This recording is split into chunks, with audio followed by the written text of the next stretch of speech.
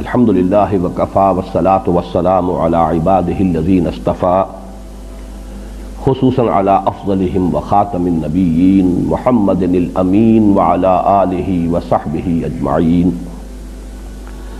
اما بعد فقد قال اللہ تبارک وتعالی کما ورد فی سورۃ الحدید اعوذ باللہ من الشیطان الرجیم بسم اللہ الرحمن الرحیم اعلموا انما الحیاة الدنیا لعب ولہو وزینۃ وتفاخر بینکم وتکاثر فی الاموال والاولاد کمثل غیث اعجب الکفار نباتہ ثم یہیج فتراہ مصفرا ثم یکون حطاما وفی الآخرۃ عذاب شدید ومغفرۃ من اللہ ورضوان وما الحیاة الدنیا الا متاع الغرور سابقوا الى مغفرة من ربکم وجنة عرضها كعرض السماء والارض اعدت للذین آمنوا باللہ ورسلہ ذلك فضل اللہ یؤتیہ من یشاء واللہ ذو الفضل العظیم ما اصاب من مصیبة في الارض ولا في انفسکم الا في کتاب من قبل ان نبرأها ان ذلك على الله يسير لكي لا تأسوا على ما فاتكم ولا تفرحوا بما آتاكم والله لا يحب كل مختال فخور الذين يبخلون ويأمرون الناس بالبخل ومن يتول فإن الله هو الغني الحميد صدق الله العظيم رب اشرح لي صدري ويسر لي أمري واحلل عقدة من لساني يفقهوا قولي اللهم ربنا نور قلوبنا بالإيمان واشرح صدورنا للإسلام ووفقنا لما تحب وترضى اللهم وفقنا أن ننفق أموالنا ونبذل أنفسنا لإقامة دينك وإعلاء كلمتك آمین یا رب العالمین۔ سورہ حدید کا 5واں حصہ یہ بھی 5 آیات پر مشتمل ہے، اور ان میں سے جو سب سے پہلی آیت ہے وہ بھی میرے نزدیک اس سورہ مبارکہ کی عظیم ترین آیات میں سے۔ اس کی بھی اصل حقیقت تک میں نے یہ دیکھا ہے، جہاں تک میں دیکھ بھال کر سکا ہوں بہت کم لوگوں کی رسائی ہو سکی، اور اس کی وجہ ہے کہ یہاں بھی 5 الفاظ آئے ہیں، اور وہ 5 الفاظ جس ترتیب کے ساتھ آئے ہیں اس میں جو حکمت مضمر ہے اس کی طرف توجہ نہیں کی گئی۔ یہ مضمون کہ دنیا کی زندگی جو ہے کھیل ہے، تماشا ہے، اور یہ دھوکے کی ٹٹی ہے، اس اعتبار سے کہ اگر دنیا مطلوب و مقصود بن جائے اور آخرت سے غافل کر دے فما الحیاۃ الدنیا الا متاع الغرور، دنیا کی زندگی پھر دھوکے کا سامان ہے، دھوکے کے سامان کے سوا کچھ نہیں۔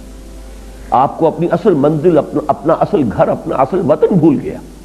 کوئی شخص آ کر کسی غریب الوطنی کی کیفیت میں کسی جگہ گیا ہے حالت مساورت میں اور اپنا گھر بھول جائے تو معلوم ہوا کہ وہ بہت ہی بد نصیب ہے۔ تو دنیا اگر اس طریقے سے اپنے اندر کسی انسان کو جذب کر لے، متوجہ کر لے کہ اصل جو اس کی زندگی ہے، جیسا کہ سورہ عنکبوت میں ہم پڑھ چکے ہیں کہ دنیا کی زندگی تو وما هذه الحیاۃ الدنیا الا لہو ولعب وان الدار الاخرۃ لہی الحیوان لو کانوا یعلمون، یہ دنیا کی زندگی تو کھیل کود اور تماشے کے سوا کچھ بھی نہیں ہے۔ اصل زندگی جو ہے وہ تو آخرت کے گھر کی زندگی ہے، کاش کہ انہیں معلوم ہوتا۔ تو اگر تو حیات دنیاوی اس معنی میں انسان کو آخرت سے غافل کر دے تو اس سے بڑا دھوکے کا سامان کوئی نہیں۔ اس معنی میں بہت سی جگہوں پر قرآن مجید میں یہ مضمون آیا ہے، بلکہ لہو و لعب یا لعب اور لہو دونوں ترکیبوں کے ساتھ، پہلے لہو اور پھر لعب، یا پہلے لعب اور پھر لہو، دونوں ترتیبوں کے ساتھ یہ کئی مرتبہ قرآن مجید میں یہ مضمون آیا ہے۔ لیکن جس شان سے یہاں آیا ہے اور پھر اس پر جو اضافہ ہے، اس پر میں پھر عرض کر رہا ہوں کہ میں سمجھتا ہوں کہ یہ قلت تدبری ہے کہ لوگوں نے غور نہیں کیا کہ یہ الفاظ آ رہے ہیں کس ربط کے ساتھ آ رہے ہیں۔ جان لو، اعلموا، یہ دوسری آیت ہے سورہ مبارکہ کی جو اس فعل امر سے شروع ہو رہی ہے۔ اعلموا ان اللہ یحیی الارض بعد موتها، وہ آیت ہم پڑھ چکے ہیں، آیت نمبر 16، اور ہم نے جو حصے کیے ہیں، جو تجزیہ کیا ہے، اس میں جو چوتھا حصہ تھا وہ جو اسی آیت سے پہلی آیت سے شروع ہو رہا ہے۔ یہاں یہ 5واں حصہ اس آیت سے شروع ہو رہا ہے اعلموا انما الحیات الدنیا لعب ولہو وزینۃ وتفاخر بینکم وتکاثر فی الاموال والاولاد، جان لو کہ یہ دنیا کی زندگی تو بس یہی کچھ ہے کہ کھیل ہے، کچھ لذت حاصل کرنا ہے، کچھ زینت اور بناؤ سنگھار ہے، کچھ آپس میں ایک دوسرے پر فخر کرنا ہے، اور کچھ مال اور اولاد کو زیادہ سے زیادہ حاصل کرنے کی کوشش ہے۔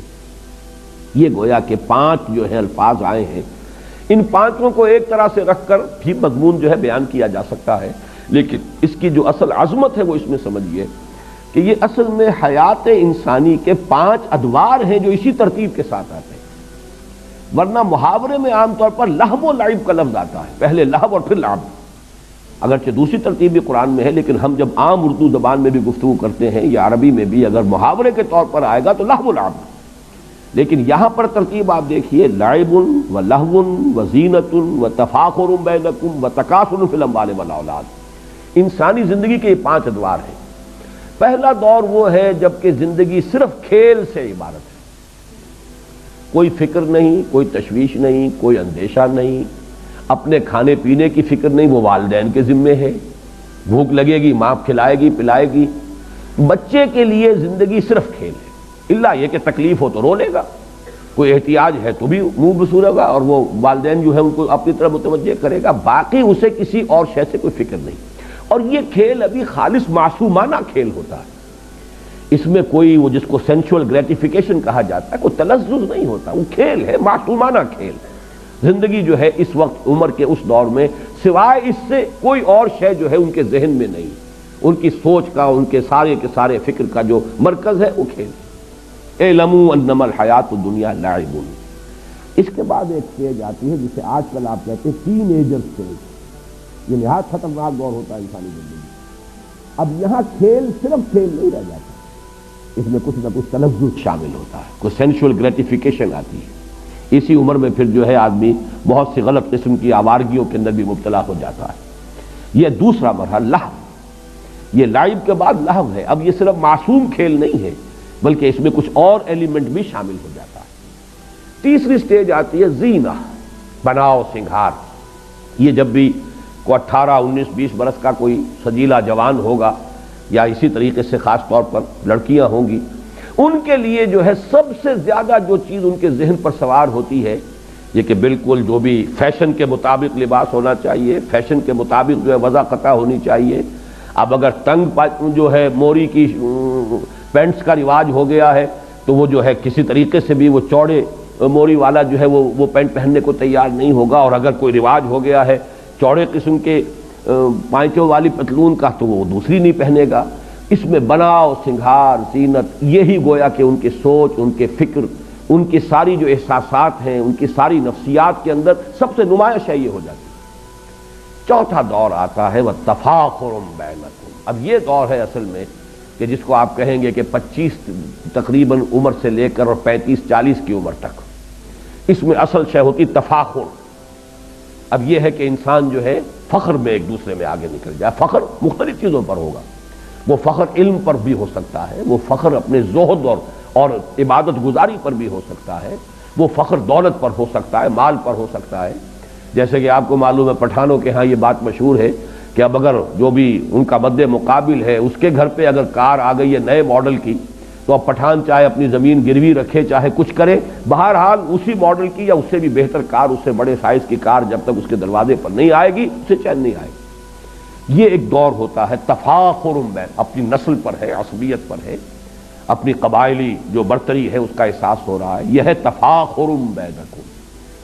40 برس کے بعد جب عمر ڈھلنی شروع ہوتی ہے تکاثر فی الاموال والاولاد، اب انسان کو کثرت کی فکر ہو جاتی ہے، زیادہ سے زیادہ مال جمع ہو جائے، بلکہ میں یہ الفاظ استعمال کرتا رہا ہوں کہ تفاخر کے دور میں آدمی مونچھ اونچی رکھتا ہے، کچھ بھی ہو جائے مونچھ نیچی نہ ہو، لیکن تکاثر کے دور میں آ کر مونچھ چاہے موڑ دی جائے، پیسہ ملے، پیسہ ہے اصل شے، دولت آنی چاہیے، باقی یہ کہ ذرا مونچھ نیچی کر لی یا کچھ اور ہو گیا کوئی فکر نہیں ہے اس میں۔ پھر آپ کہہ سکتے ہیں بڑا ریئلسٹ ہو جاتا ہے آدمی کہ اب یہ کیا ہم ان چیزوں کے اوپر خام خواہ جو ہے اپنی دولت ضائع کریں، پیسہ سنبھالو، دولت سامنے رکھو، اور تکاثر فی الاموال والاولاد، ویسے تو یہ کہ آج بھی کثرت اولاد جو ہے خاص طور پر جن کے جوان بیٹے ہو جائیں اس پہ اس کو یقیناً جو ہے بہت ایک تقویت حاصل ہوتی ہے۔ قبائلی زندگی میں تو اصل میں انسان کی ذاتی عزت اور وجاہت تھی ہی اس بنیاد پر۔ آج بھی آپ کی دیہاتی زندگی میں مجھے ایک لطیفہ یاد آتا ہے، میرے کلاس فیلو تھے ڈاکٹر سلیم صاحب تھے جو ایک حادثے میں، بلکہ حادثے میں کیا قتل کر دیے گئے، ایک ڈاکے میں، انہوں نے میرے ساتھ MBBS کیا تھا۔ وہ مثال دیا کرتے تھے کہ ایک شخص ان کے گاؤں میں تھا، یہیں فیصل آباد کے قریب کا گاؤں تھا، باجوہ فیملی سے متعلق تھے وہ، کہ اس کے 11 بیٹے تھے، 11 کے 11 اعلیٰ تعلیم یافتہ ہو گئے۔ اب وہ کوئی کہیں پر DC لگا ہوا ہے، کوئی کہیں پر جو ہے اس طریقے سے ہے، گاؤں میں کوئی اس کے پاس نہیں تھا۔ وہاں پر مقابلہ ہوتا تھا، جو بھی وہاں پہ لوگ ہیں، اب اس میں اس بیچارے کے ہاتھ دست و بازو نہیں ہے موجود کہ جو اس کی طرف سے لڑ سکیں، مدافعت کر سکیں، تو کہا کرتا تھا کوئی میرے 11 پڑھے ہوئے لے لے، مجھے ایک ان پڑھ دے دے۔ وہ اس لیے کہ یہاں تو اصل میں جس کی لاٹھی ہے، جس کے پاس طاقت ہے، اس کی عزت ہے، گاؤں میں تو سر اٹھا کر وہ چل سکتا ہے، اور یہ میرے پڑھے لکھے جو ہیں چلے گئے سب کے سب، یہاں میرے لیے تو وہ عزت اور کسی وجاہت کی بنیاد موجود نہیں۔ تو اس حوالے سے جانیے، اور خاص طور پر چونکہ قرآن مجید نازل ہو رہا ہے خاص اس قبائلی جو پس منظر ہے، اس میں جو اولین مخاطب لوگ ہیں وہ تو وہی تھے کہ جن کا سارا نظام قبائلی تھا۔ تو تکاثر فی الاموال والاولاد، یہ میں نے اتنی وضاحت اس لیے کی ہے کہ آج کی دنیا میں تو برتھ کنٹرول اور فیملی پلاننگ کا معاملہ ہے، لیکن یہ ہے کہ جو اصل جو فطرت سے قریب تر معاشرہ جو ہوتا تھا، اور اب بھی جو ہوگا آپ دیہات کے اندر جا کر دیکھیں گے تو وہاں تو اصل میں تکاثر فی الاموال والاولاد، یہ دونوں کو دونوں ساتھ جانے والی چیزیں ہیں۔ تو یہ ہے در حقیقت یہ 5 الفاظ کے مابین جو ربط ہے، اور اصل بات جو بتائی جا رہی ہے وہ یہ ہے کہ یہ زندگی تو ان ادوار میں سے ہو کر لامحالہ گزرے گی۔ بچپن بھی آئے گا، پھر جوانی بھی آئے گی، نوجوانی کا دور آئے گا، پھر بڑی قوت والی زندگی کا دور آئے گا، پھر ادھیڑ عمر کا بھی مرحلے کو انسان آئے گا، اور پھر بڑھاپا بھی آئے گا۔ ان میں سے کسی کو بھی آپ روک نہیں سکتے، یہ تو گویا کہ وقت کی رفتار ہے کہ جس کا روکنا ممکن نہیں ہے۔ البتہ آخرت سے اب تقابل کیا گیا، وَفِي الْآخِرَةِ عذاب شدید ومغفرۃ من اللہ ورضوان۔ یہ ہے آخرت کی زندگی جو ہے، اس میں ابدی طور پر 2 حصے ہو جائیں گے نوع انسانی کے، یا تو یہ کہ اللہ تعالیٰ کی طرف سے رضوان ہے اور مغفرت ہے، اور یا عذاب شدید ہے۔ در حقیقت یہاں پر وہی معاملہ جو ہے وَمَا الْحَيَاةُ الدُّنْيَا إِلَّا مَتَاعُ الْغُرُورِ، اس کو ایمفیسائز کرنے کے لیے کہ یہ دنیا کی زندگی اگر اس نے تمہیں اپنے اندر گم کر دیا، جیسے کہ اقبال نے کہا ہے کہ کافر کی یہ پہچان کے آفاق میں گم ہے، اور مومن کی یہ پہچان کے گم اس میں ہے آفاق۔ رہو یہاں، بازار سے گزرا ہوں، خریدار نہیں ہوں، جان لو کن فی الدنیا کانک غریب و عابر سبیل، یہ بات سامنے رہے کہ تمہارا گھر نہیں ہے، یہ منزل نہیں ہے، یہاں ہمیشہ نہیں رہنا ہے، تم راہ چلتے مسافر ہو۔ مالی ولی دنیا، جیسا کہ حضور نے فرمایا مجھے تمہاری اس دنیا سے کیا سروکار، انما مثلی کا مسافر استظل تحت راکب استظل تحت شجرۃ ثم راح فترکھا، میری مثال اس دنیا کے ساتھ ایسی ہے جیسے کوئی سوار جو ہے، گھڑ سوار یا اونٹنی پر سوار، وہ تھوڑی دیر کے لیے کسی درخت کے سائے میں آرام کے لیے رکتا ہے، وہ درخت اس کا گھر نہیں ہے، اس کا وطن نہیں ہے، اس کی منزل نہیں ہے، پھر وہ جاتا ہے اپنا راستہ لیتا ہے، بس اتنی سی دیر کے لیے قیام گاہ سمجھو اس دنیا کو، اس سے زیادہ نہیں۔ مالی ولی دنیا انما مثلی کا راکب استظل تحت شجرۃ ثم راح فترکھا۔ تو یہ ہے اصل میں دنیا کا معاملہ، کن فی الدنیا کانک غریب و عابر سبیل۔ اب دیکھیے تشبیہ جو دی گئی ہے، لیکن تشبیہ سے پہلے یہ نقطہ نوٹ کر لیجئے کہ یہ جو 5ویں چیز جو بیان کی گئی ہے یہاں، تکاثر فی الاموال والاولاد، اس کی تکمیل آپ کیجئے سورہ تکاثر سے، الہاکم التکاثر حتی زرتم المقابر۔ یہ تکاثر ختم نہیں ہوتا یہاں تک کہ انسان قبر تک جا پہنچتا ہے۔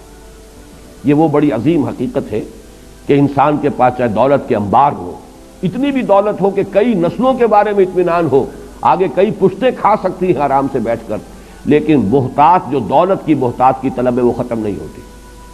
صاف نظر آ رہا ہے کہ ایک شخص جو ہے قبر میں پاؤں ڈالے ہوئے، قبر میں جو ہے پاؤں لٹکائے ہوئے بیٹھا ہے، لیکن دولت کی بہتات، وہ جو حرص ہے اس کی، الہاکم التکاثر حتی زرتم المقابر، وہی ہے یہ تکاثر در حقیقت۔ اعلموا انما الحیات الدنیا لعب، اگرچہ کہا گیا کھیل، مراد کیا ہے؟ وہ بچپن کی زندگی کا دور، ولہو، اس کے بعد وہ نوجوانی کا دور، وزینت، جوانی کا دور، وَتَفَاخُرٌ بَيْنَكُمْ، وہ جوانی اپنی پوری شدت کو، شباب اپنی پوری طاقت کو آ رہا ہے۔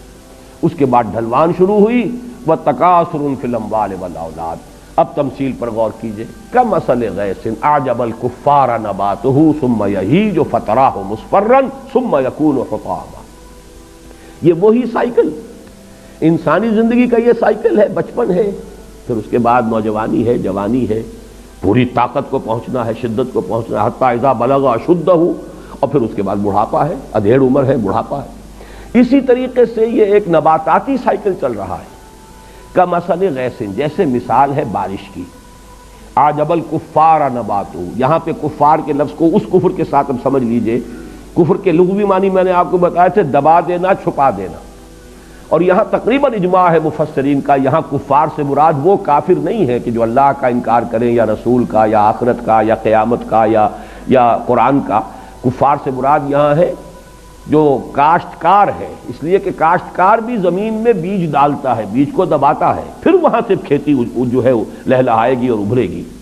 تو کمثل غیث، جیسے زراع کا لفظ آیا ہے سورہ فتح کے آخر میں، زراع یعجب الزراع، جس کو کہ جب بارش ہوتی ہے اور کھیتی جو ہے اپنی سوئی نکالتی ہے اور وہ چھوٹی چھوٹی سی پتیاں سامنے نمودار ہوتی ہے، تو کاشتکار کا دل باغ باغ ہو جاتا ہے۔ وہاں پر بھی یہ لفظ آیا تو فرمایا کمثل غیث اعجب الکفار نباتہ، بارش سے جو نباتات کا جو ظہور ہوا اس سے وہ کاشتکار کا دل باغ باغ ہو جاتا ہے۔ ثم یہیج، پھر وہ اپنی پوری قوت پر آتی ہے وہ کھیتی۔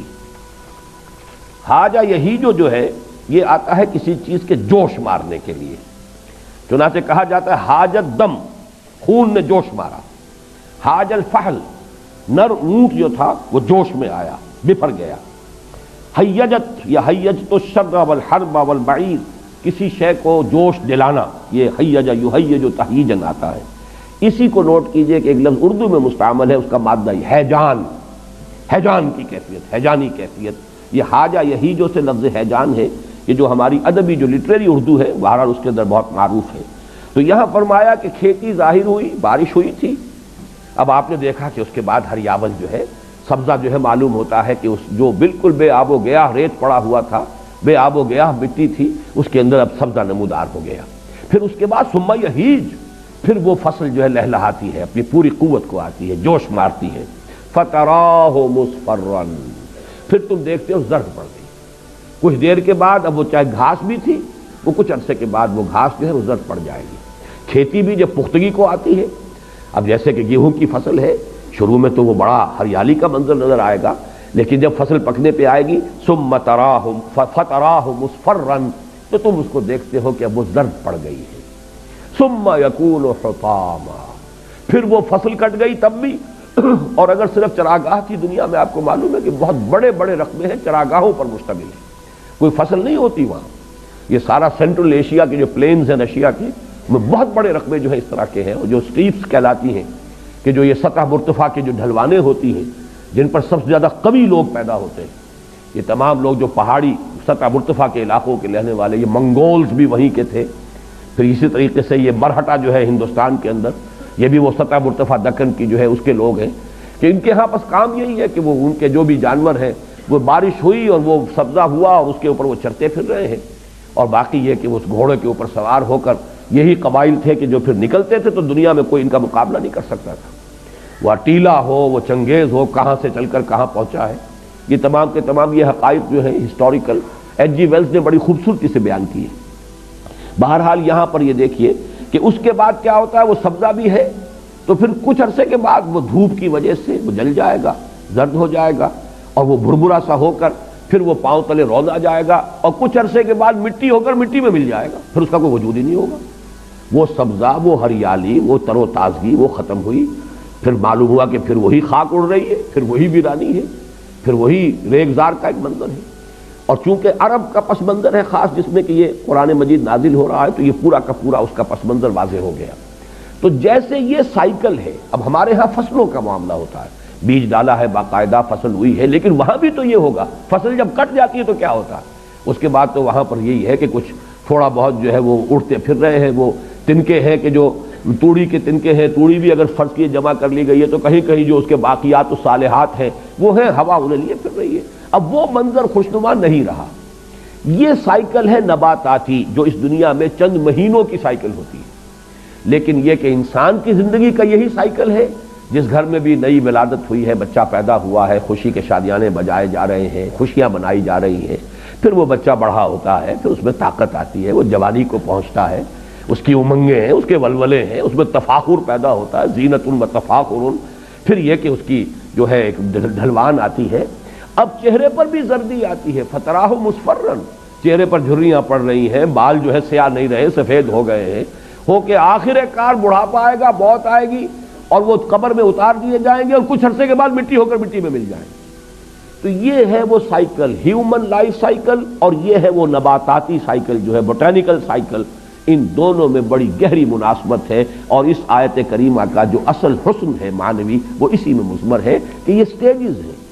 اعلموا انما الحیات الدنیا لعب ولہو وزینۃ وتفاخر بینکم وتکاثر فی الاموال والاولاد کمثل غیث اعجب الکفار نباتہ ثم یہیج فتراہ مصفرا ثم یکون حطاما۔ یہ ہونا ہے ہر ایک کے ساتھ، بادشاہ کے ساتھ بھی ہونا ہے، فقیر کے ساتھ بھی ہونا ہے، گدھا کے ساتھ بھی ہونا ہے، محلوں میں رہنے والوں کے ساتھ بھی ہونا ہے، جھوپڑیوں والوں کے ساتھ بھی ہونا ہے۔ ان کی بھی زندگی بالآخر ختم ہوگی، وہ بھی مٹی ہو کر مٹی میں ملیں گے، ان کی بھی زندگی ختم ہوگی اور یہ بھی مٹی میں ہو کر مٹی مل جائیں گے۔ لیکن وفی الآخرۃ عذاب شدید ومغفرۃ من اللہ ورضوان، وہاں ہے دوام مستقل۔ وہ جو انجام آئے گا آخرت میں یا تو پھر عذاب ہے بہت سخت، وفی الآخرۃ عذاب شدید ومغفرۃ من اللہ ورضوان، اور پھر دوسری شکل ہے اور مغفرت اللہ کی طرف سے اور اللہ کی رضا۔ وَمَا الْحَيَاةُ الدُّنْيَا إِلَّا مَتَاعُ الْغُرُورِ، اور دنیا کی زندگی سوائے دھوکے کے سامان کے کچھ نہیں۔ یہاں البتہ میں یہ چاہتا ہوں کہ یہ حقیقت آپ کے سامنے رہے۔ حدیث نبوی جو ہے حضور نے فرمایا الدنیا مزرعۃ الآخرہ، دنیا اس اعتبار سے تو دھوکے کا سامان ہے اگر یہ آپ کو غافل کر دے آخرت سے۔ اگر آخرت آپ کی منزل مقصود کے طور پر مستحضر رہے تو دنیا کا ایک ایک لمحہ بہت قیمتی ہے، اس لیے کہ اسی سے آخرت بنانی ہے۔ الدنیا مزرعۃ الآخرہ، دنیا آخرت کی کھیتی ہے، یہاں بوؤ گے تو وہاں کاٹو گے، یہاں اگر بویا ہی کچھ نہیں تو کاٹو گے کیا، فصل کہاں سے ملے گی؟ اس اعتبار سے زندگی جو ہے وہ بہت قیمتی شے ہے، یہ لائبلٹی نہیں ہے، بہت بڑا ایسٹ ہے۔ اس حوالے سے اگر آخرت سامنے رہے اور مقصود و مطلوب وہ ہو، لیکن اگر اس دنیا نے اس طرح آپ کو غافل کر دیا، اپنے اندر گم کر دیا، پھر وہ اقبال کا شعر سنا رہا ہوں، کافر کی یہ پہچان کہ آفاق میں گم ہے، مومن کی یہ پہچان کہ گم اس میں ہے آفاق، رہتا ہے دنیا میں لیکن دنیا کا باسی ہے نہیں، دنیا کا طالب ہے نہیں، دنیا اس کی جس کو کہا مبلغ علمہم، ان کے علم کا مبلغ جو ہے وہ یہ دنیا نہیں ہے۔ وہ جانتے ہیں کہ ہماری منزل جو ہے وہ تو آخرت ہے، ہم وہاں جا رہے ہیں، یہ تو ایک عارضی سفر ہے، عارضی قیام گاہ ہے۔ اگر یہ کیفیت ہے تو پھر ایک ایک لمحہ بہت قیمتی ہے، اسے امر بنایا جا سکتا ہے، اس سے اگر صحیح استفادہ کیا جائے تو وہ حدیث ذہن میں رکھیں الدنیا مزرعۃ الآخرہ۔ اب اگر یہ حقیقت واضح ہو گئی تو اب فرمایا سابقوا الی مغفرۃ من ربکم وجنۃ عرضھا کعرض السماء والارض۔ سابقوا باب مفاعلہ سے ہے مسابقت، سبقہ آگے بڑھ جانا، استبقہ آگے نکلنے کی کوشش کرنا، یہ باب استفعال ہو جائے گا، استباق۔ لیکن باب مفاعلہ مسابقت، دوڑ لگانا، ایک دوسرے سے آگے نکلنے کی کوشش کرنا۔ یہ لفظ بہت اہم ہے کہ تم دنیا کے طالب بن جاتے ہو تو دنیا میں ایک دوسرے سے آگے نکلنے کی کوشش کرتے ہو، دولت میں آگے بڑھ جاؤ، تفاخر بینکم وتکاثر فی الاموال والاولاد۔ اب اگر آخرت منزل مقصود بن گئی تو اس کے لیے بھی دوڑ لگاؤ، اس کے لیے بھی ایک دوسرے سے آگے نکلو۔ یہ نہ ہو کہ دنیا کے لیے تو تمہاری جو ہے تمہارا جوش بھی ہے اور تمہارا خروش بھی ہے اور تمہارے اندر جو ہے حرکت بھی ہے، لیکن آخرت کہنے کو تو مطلوب و مقصود ہے، لیکن اس کے لیے بڑی قناعت ہے آخرت کی طرف سے، اس کے لیے کوئی بھاگ دوڑ اور کوئی ایک دوسرے سے آگے نکلنے کی کوشش نہیں ہے۔ تو مسابقت جو ہے یہ فطرت انسانی کے اندر موجود ہے، جس کو آپ کہتے ہیں، ایڈلر نے کہا ہے دی ارج ٹو ڈومینیٹ، ایک دوسرے کے اوپر غالب آنے کی کوشش، ارج ٹو ڈومینیٹ یہ انسان کے اندر ہے، مسابقت کا جذبہ ہے۔ اب صرف یہ کہ آپ اس کے فیلڈ کو بدل دیجئے، مسابقت مال میں نہ کیجئے، مسابقت خیرات میں کیجئے، یہ سورہ بقرہ میں بھی آیا ہے وَلِكُلٍّ وِجْهَةٌ هُوَ مُوَلِّيهَا فَاسْتَبِقُوا الْخَيْرَاتِ۔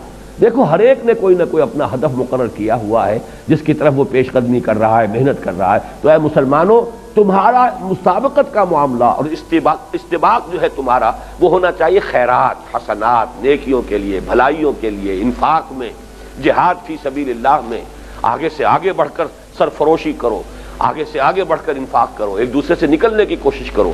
تو دین کے معاملے میں یہ مسابقت محمود ہے، یہ ناپسندیدہ شے نہیں ہے، جس کی کہ مثالیں ہمیں صحابہ کرام میں ملتی ہیں کہ حضرت عمر فرماتے ہیں کہ غزوہ تبوک کے موقع پر جب حضور نے کہا ہے کہ بڑا کڑا وقت آ گیا ہے دین کے لیے، اب جو بھی کوئی لا سکتا ہو لے کر آئے، اور ضرورت ہے پیسے کی، مال کی، اس لیے کہ بہرحال اسلحہ فراہم کرنا ہے، سواریوں کا بندوبست کرنا ہے، رسد کا بندوبست کرنا ہے۔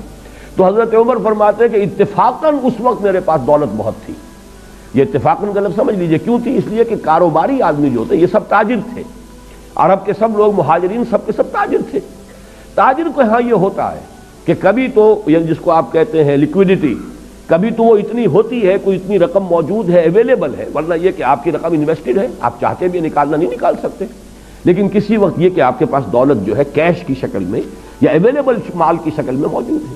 تو حضرت عمر فرماتے ہیں کہ اس وقت میرے پاس اتفاق سے دولت بہت تھی، پیسہ بہت تھا، میں نے سوچا اس موقع پر تو میں ابو بکر سے بازی لے ہی جاؤں گا۔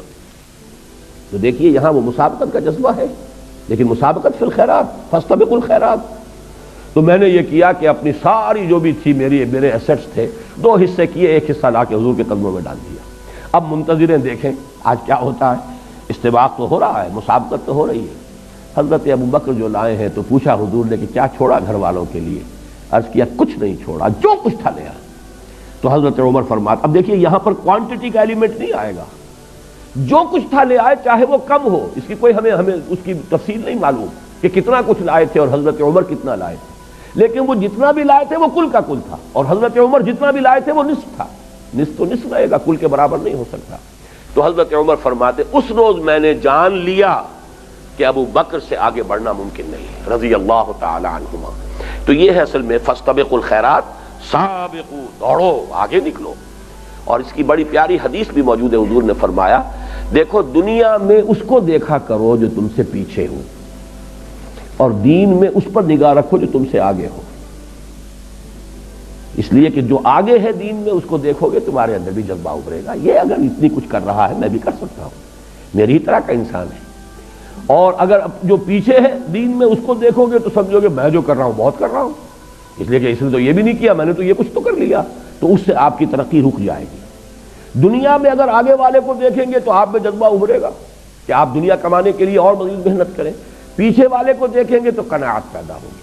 تو دنیا کے لیے قناعت چاہیے، اب اس کا بھی تو گزارا ہو رہا ہے، اس کے بغیر بھی تو کام چل رہا ہے، آخر وہ بھی اسی دنیا میں رہ رہا ہے، تو کیا ضروری ہے؟ جیسے کہ مرزا عبد القادر بے دل کا شعر ہے، بڑا پیارا شعر ہے کہ ہرس قانے نیست بے دل ورنہ درکار حیات آنچے ماں درکار داریم اکثرست درکار نیست۔ یہ تو ہماری ہرس ہے کہ یہ بھی ہو وہ بھی ہو، یہ بھی ضرورت ہے اس کی بھی ضرورت ہے، ورنہ واقعہ یہ ہے کہ ہم جن چیزوں کو سمجھتے ہیں کہ یہ لازمی ہے زندگی گزارنے کے لیے، ان کی اکثریت ایسی چیزیں ہیں کہ جو اکثرش درکار نیست، وہ حقیقت میں درکار نہیں ہوتی۔ تو دنیا میں اس کو دیکھو جو تم سے پیچھے ہے، تاکہ جو بھی تمہیں حاصل ہے اس پہ قناعت پیدا ہو، شکر ادا کرو اللہ کا، اور دین میں اس کو دیکھو جو تم سے آگے ہے، تاکہ تمہارے اندر بھی آگے بڑھنے کا جذبہ پیدا ہو۔ سابقوا الى مغفرۃ من ربکم وجنۃ عرضها كعرض السماء والارض، اس جنت کے حصول کے لیے دوڑ لگاؤ جس کا پھیلاؤ، جس کی پہنائی آسمان اور زمین جتنی ہے۔ چنانچہ ایک دوسرے مقام پر یہ بھی آیا ہے وسارعوا، لفظ سارعوا وہاں آیا مسارعت، یہ سورہ آل عمران کی آیت نمبر 133 ہے۔ سارعوا الى مغفرۃ من ربکم وجنۃ عرضها السماوات والارض، یہاں جو لفظ عرض آیا ہے ان دونوں آیات میں، وہ ایک تو ہم لفظ عرض استعمال کرتے ہیں طول کے مقابلے میں، طول اور ہے، عرض کم ہوتا ہے، طول زیادہ ہوتا ہے، لیکن عربی زبان میں جو عرض کا لفظ آتا ہے وہ کسی شے کی وسعت کے لیے، مجرد وسعت کو ظاہر کرنے کے لیے۔ قرآن مجید میں کس مقام پر ہے یہ تو میرے ذہن میں نہیں ہے، ذو دعائن عریض، یعنی جب انسان کو کوئی تکلیف آتی ہے تو بڑی لمبی چوڑی دعائیں مانگنی شروع کر دیتا ہے، وہاں پہ کوئی طول کا لفظ علیحدہ نہیں آیا ہے، لمبی چوڑی دعائیں، ذو دعائن عریض، بڑی لمبی لمبی چوڑی چوڑی دعائیں مانگتا ہے انسان، اور جب ہماری طرف سے نعمت مل جاتی ہے تو ہمیں بھول جاتا ہے یہ یاد ہی نہیں رہتا کہ کبھی وہ ہمیں پکارتا بھی تھا، کبھی ہم سے دعائیں بھی کرتا تھا۔ احتیاج میں آدمی ہوتا ہے اللہ کو پکارتا ہے۔ تو یہاں عرض سے مراد ہے کہ جنت کا تم تصور کر ہی نہیں سکتے۔ اور میں نے بالکل شروع میں اس سورہ مبارکہ کے درس کے دن میں عرض کیا تھا کہ چونکہ قرآن مجید سائنس کی اصطلاحات، فلسفے کی اصطلاحات استعمال نہیں کرتا، بس کسی شے کو کل جو ہمارا تصور ہے کائنات کا، آسمان اور زمین، بس یہ الفاظ ہیں۔ عام انسان جو ہے اس کے حوالے سے، تو اسی لیے جنت کتنی بڑی ہوگی تم کیا تصور کر سکتے ہو؟ تمہارا تو اپنا ذہن بہت ہی مختصر ہے۔ آج کا انسان بھی ابھی کچھ اسے پتہ نہیں دنیا کتنی لمبی چوڑی ہے، یہ کائنات کہیں کہاں سے شروع ہوتی ہے کہاں ختم ہو رہی ہے، کچھ پتہ نہیں۔ جتنی ٹیلیسکوپ بڑی ہوتی چلی جا رہی ہے اتنی کائنات بھی پھیلتی چلی جا رہی ہے۔ بہرحال کہیں کسی ٹیلیسکوپ نے آج تک یہ نہیں بتایا کہ اس جگہ پر کائنات ختم ہوتی ہے، وہاں تک ہماری جو ہے رسائی ہو گئی ہے نگاہ کی۔ تو اس اعتبار سے قرآن مجید وہ الفاظ استعمال کرتا ہے جسے عام دیہاتی، جسے عام بدو جو تھا عرب کا وہ بھی سمجھ لے۔ ارضھا کارض السماء والارض، اس جنت کی وسعت اور اس کی پہنائی تم کیا سمجھو گے؟ بس یوں سمجھو آسمانوں اور زمین جتنی، یا آسمان اور زمین جتنی۔ لیکن فرمایا اعدت للذین آمنوا باللہ ورسلہ۔ اعداد کہتے ہیں کسی چیز کو اہتمام کے ساتھ تیار کرنا۔ یہ جنت فراہم کی گئی ہے، تیار کی گئی ہے، سنواری گئی ہے پوری طریقے سے، اس کو بنایا گیا ہے کس کے لیے؟ للذین آمنوا باللہ ورسلہ، جو ایمان لائے اللہ پر اور اس کے رسولوں پر۔ اب یہ نوٹ کر لیجئے کہ اس آیت میں بھی اور 19ویں آیت میں بھی آگے کسی شے کا اضافہ نہیں کیا۔ جیسے کہ وہاں ہم نے دیکھا تھا 19ویں آیت میں کہ جس میں کہ وہ سلوک قرآنی جو ہے وہ اپنے آخری کلائمیکس کو پہنچا ہے، والذین آمنوا باللہ ورسلہ اولئک هم الصدیقون۔ اب نہ وہاں انفاق کا تذکرہ ہے، نہ وہاں پر قتال کا تذکرہ ہے، نہ اعمال صالحہ کا تذکرہ ہے، لیکن مراد کیا ہے؟ جب ایمان حقیقی معنی میں ہوگا، واقعتاً ایمان ہوگا، حقیقی ایمان ہوگا، تو یہ گویا کہ از خود مندرج ہیں وہاں پر، یہ انڈرسٹوڈ ہے۔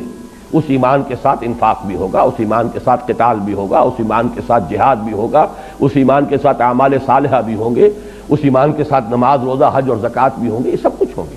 لہذا جہاں پر بھی ایمان اب آ رہا ہے یہ نہ سمجھیے کہ مجرد ایمان کی بات ہو رہی ہے۔ اعدت للذین آمنوا باللہ ورسلہ، یہ تیار کی گئی ہے جنت، اس کو آراستہ پیراستہ کیا گیا ہے ان لوگوں کے لیے جو اللہ پر اور اس کے رسولوں پر حقیقتاً ایمان رکھنے والے ہیں۔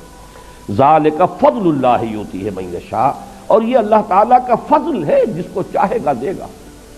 یہاں بھی میں چاہتا ہوں نوٹ کر لیں، فضل کہتے ہیں اللہ کی طرف سے بغیر استحقاق کی دی جانے والی شے۔ اجرت اور اجر یہ ایک ہی لفظ ہے، اجر بدلہ، ثواب، اجرت جو کسی محنت اور مزدوری کا نتیجہ ہے۔ قرآن مجید میں اس کے برعکس لفظ آتا ہے فضل۔ فضل وہ ہے جو بغیر استحقاق دی جا رہی ہے۔ تو یہ جان لیجئے کہ قرآن کا بھی تصور یہ ہے کہ جہاں بھی جنت کا تذکرہ آتا ہے فضل ہے اللہ کا، یعنی یہ کہ کوئی انسان مجرد اپنے عمل کے ذریعے سے جنت کا مستحق نہیں بن سکتا جب تک کہ فضل خداوندی اس کی دستگیری نہ کرے۔ چنانچہ یہ حدیث بھی ہے اور متفق علیہ حدیث ہے، صحیح بخاری صحیح مسلم دونوں میں حضرت ابو ہریرہ رضی اللہ تعالی عنہ سے یہ روایت ہے، ان ابی ہریرہ رضی اللہ عنہ قال قال رسول اللہ صلی اللہ علیہ وسلم لن يدخل احدا منکم عملہ الجنہ، اور یہ حضور فرما رہے ہیں صحابہ سے، تم میں سے کسی کا عمل اسے جنت میں داخل نہیں کر سکے گا۔ لن يدخل احدا منکم عملہ الجنہ، تم میں سے کسی کا بھی عمل اسے جنت میں داخل نہیں کر سکے گا۔ قالوا ولا انت، یہ میں بارہا کہا کرتا ہوں کہ جس کو بھی اللہ نے اس وقت کی توفیق دی، بڑی جرت سے کا مظاہرہ کرتے ہوئے حضور سے پوچھ لیا، حضور کیا آپ کا بھی معاملہ یہی ہے؟ کیا آپ بھی جنت میں محض اپنے عمل سے کی بنا پر داخل نہیں ہوں گے؟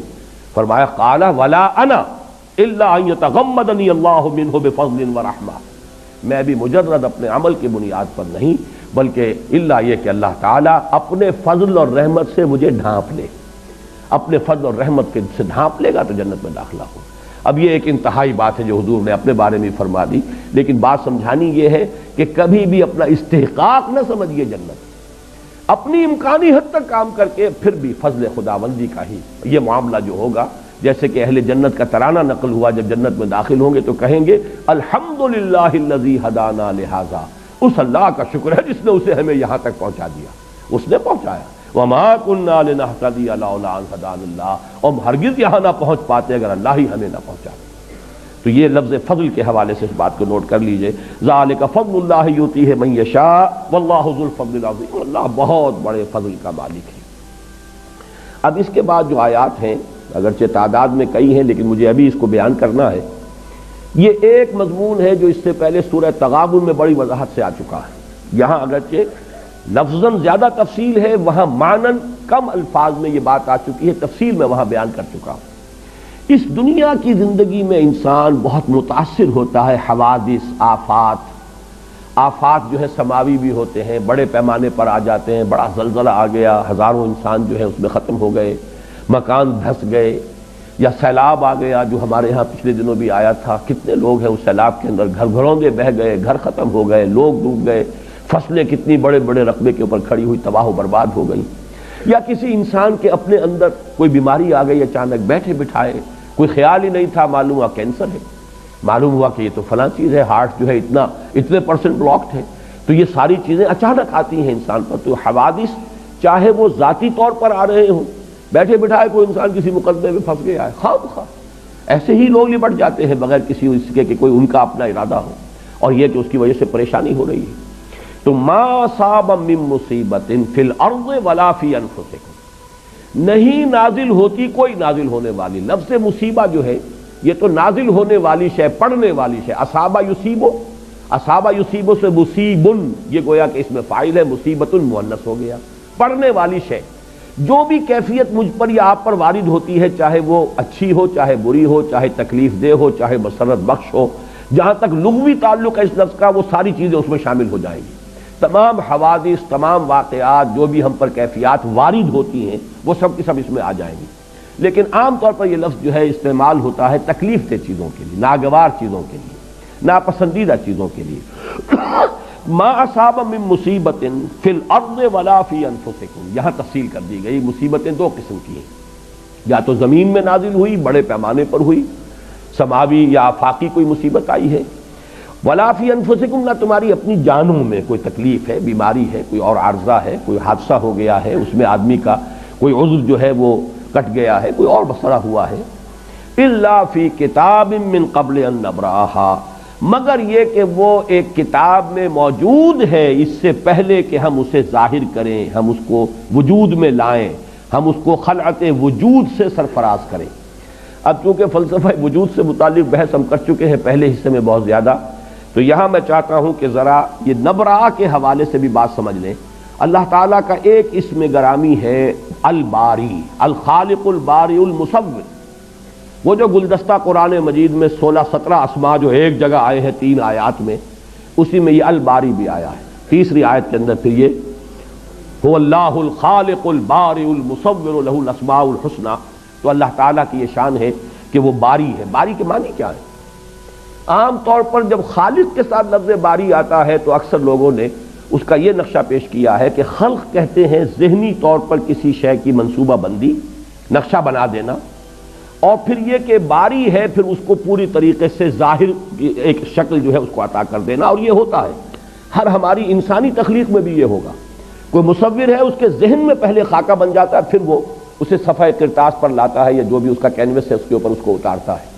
کوئی موجد ہے، اس کے ذہن میں پہلے ایجاد کا نقشہ وجود میں آ جاتا ہے، پھر وہ عملاً جو ہے اس کا خروج جو ہے باہر ہوتا ہے۔ اور باری کے لفظ میں یہ اصولی طور پر یہ بات موجود ہے، برا یبرأ، کسی شے سے علیحدہ ہو جانا، میں تم سے بری ہوں، برات، تبرع، یہ سب کی سب چیزیں کیا ہیں؟ علیحدہ ہو جانا۔ تو در حقیقت اللہ تعالیٰ کی تخلیق کے بارے میں بھی فلاسفہ نے اس کے یہ 2 مراحل بیان کیے ہیں کہ ایک ہے کسی شے کا وجود علمی جو اللہ کے اپنے علم میں تھا، شے ہمیشہ سے تھی، وہ اللہ کے علم میں تھی، اس کا خارجی وجود نہیں تھا، اب وہ وجود میں آئی ہے خارجی طور پر، تو یہ ہے برا یبرأ، اور اس کے حوالے سے اللہ تعالیٰ باری ہے۔ جو بھی حوادث اس کائنات میں آنے والے ہیں علم خداوندی میں تو پہلے سے موجود ہیں، وہ عالم ما کان ما یکون ہے، جو ہونے والا ہے، جو ہوا ہے، سب اس کے علم میں ہے۔ تو اس کا گویا کہ جہاں تک وجود علمی کا تعلق ہے وہ تو ہر شے ہمیشہ سے ہے، اللہ کی ذات کے ساتھ اس کا علم، جیسے اللہ کی ذات قدیم ہے ایسے ہی اس کی صفات قدیم ہے، تو اس کا علم بھی قدیم ہے۔ ہر شے کا ایک وجود علمی جو ہے وہ اللہ کی ذات کے ساتھ پہلے سے قائم تھا، اس کو کہا گیا الا فی کتاب، کتاب سے مراد ہے اللہ تعالیٰ کا علم۔ تو اللہ کے علم میں وہ شے پہلے سے موجود تھی. پھر من قبل ان نبرأہا، اب گویا کہ یہ وہاں سے ظاہر ہو رہی ہے. اس کو اگر ذرا اس پر بہت زیادہ قیاس تو نہ کیجیے گا. علامہ اقبال کا ایک بہت اونچا شعر ہے، وہ میں آپ کو سنا رہا ہوں. بضمیرت آرمیدم تو بجوش خود نمائی، بکنارہ برفگندی در آبدار خود را.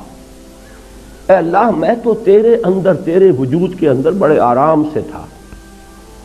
کیا مانی؟ میں علامہ اقبال جو 1877 میں پیدا ہوئے، یا اس سے 9 مہینے پہلے وہ والدہ محترمہ کے رحم کے اندر ان کا جو بھی استقرار حمل ہوا، اس سے لاکھوں کروڑوں برس پہلے بھی تو ان کا وجود اللہ کے علم میں تو تھا نا. کیا اللہ کو معلوم نہیں تھا؟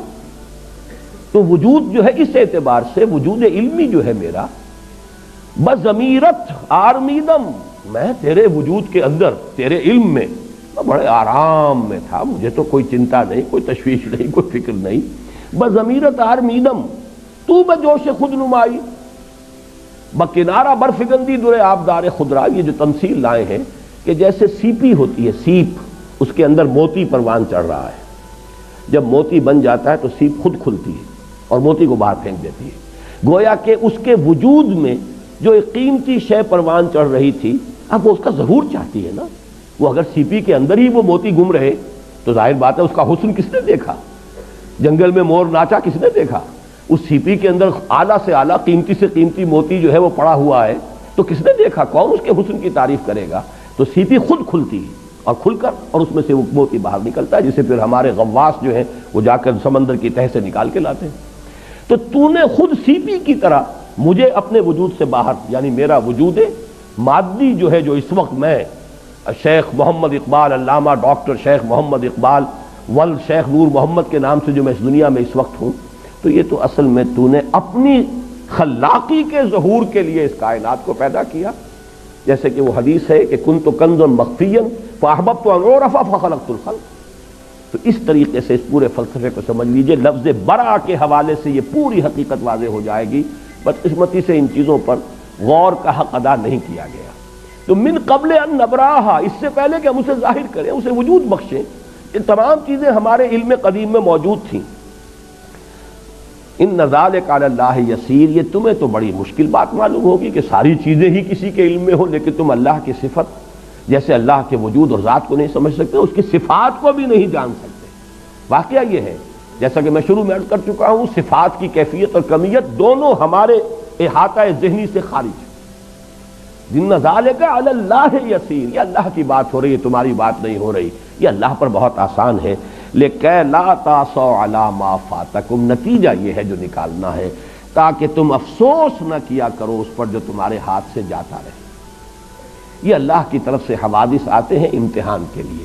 تکلیف آ جائے صبر کرو، اللہ کچھ دے دے اس کا شکر ادا کرو. لِكَيْ لَا تَعْصَوْا عَلَىٰ مَا فَاتَكُمْ، یہ نہیں فاتا فوت ہو جانا، یہ تو اردو میں بھی مستعمل ہے. اب فوت ہونا اس معنی میں کوئی موقع تھا ہاتھ سے نکل گیا، کوئی اور شے تھی آپ کے ہاتھ سے جاتی رہی، کوئی آپ کا عزیز فوت ہو گیا، کوئی بچہ ہے آپ کے سامنے دم توڑ رہا ہے اور آپ بہرحال اس کو کچھ نہیں کہہ سکتے. وَنَحْنُ أَقْرَبُ إِلَيْهِ مِنْكُمْ وَلَٰكِن لَا تُبْصِرُونَ، تمہاری نگاہوں کے سامنے ہم لے جاتے ہیں تمہارے محبوبوں کو اور تم کچھ نہیں کر سکتے، دیکھ رہے ہوتے ہو. تو یہ ہے کہ یہ فوت کوئی ہو جائے تو اس پر بھی افسوس نہ کیا کرو. اللہ کی طرف سے گئی کہاں ہے وہ شے؟ اسی کائنات میں ہے، حالت تبدیل ہوئی ہے، اللہ نے تمہارے امتحان کے لیے ایک صورت پیدا کر دی ہے. لِكَيْ لَا تَعْصَوْا عَلَىٰ مَا فَاتَكُمْ وَلَا تَفْرَحُوا بِمَا آتَاكُمْ، جو کچھ اللہ دے دے اس پر اترایا نہ کرو، اس لیے کہ یہ بھی امتحان کے لیے ہے، یہ بھی بغرض آزمائش ہے. دولت دی ہے تو حساب بھی تو دینا ہوگا. جس کے پاس دولت زیادہ ہے اس کا حساب بہت بھاری ہو جائے گا. جیسے کہ آج کل انکم ٹیکس کے معاملات ہوتے ہیں، زیادہ دولت مندوں کو زیادہ فکر ہوگی انکم ٹیکس کی. اب جن کا جو ہے گزران جو بھی ہے وہ ہینڈ ٹو ماؤتھ جسے آپ کہتے ہیں، ان سے کیا سروکار ہے کسی انکم ٹیکس انسپیکٹر کو یا آفیسر کو؟ تو معلوم ہے کہ وہاں جب حساب دینا ہوگا تو وہاں بڑا پتہ چلے گا کہ دنیا کا ایک ایک پیسہ جو ہے، اسی لیے بیلنس شیٹس جب بنتی ہیں تو کیپٹل کو لائبلٹیز کے کھاتے میں ڈالتے ہیں. یہ لائبلٹی ہے، you have to account for it. تمہیں بتانا ہوگا کہ تمہارے پاس یہ سرمایہ تھا، تم نے کیا کیا ہے. تو یہ تو وہ جو 5 سوال بتائے گئے ہیں، لن تزول قدم ابن آدم حتى يسأل عن 5 عن عمره فيما افناه وعن شبابه فيما ابلاه وعن ماله من اين اكتسبه وفيما انفقه وعما عمل فيما علمه. تو معلوم ہوا جو چیز اللہ دے دے اس پر اتراؤ نہ، جو اللہ چھین لے اس پر غم نہ کرو، افسوس نہ کرو۔ مومن کی کیفیت وہ ہونی چاہیے جسے سورہ تغابن میں کہا گیا ما اصاب من مصیبت الا باذن اللہ ومن یؤمن باللہ یہد قلبہ، جو اللہ پر ایمان رکھتا ہے اللہ اس کے دل کو ہدایت دے دیتا ہے۔ کس بات کی؟ تسلیم و رضا کی۔ اللہ کی مرضی تھی، اللہ کا فیصلہ تھا، اسی میں میرے لیے خیر ہوگا، چاہے وہ خیر مجھے نظر آئے یا نہ آئے۔ بارک اللہ لی ولکم فی القرآن العظیم ونفعنی وإیاکم بالآیات والذکر الحکیم۔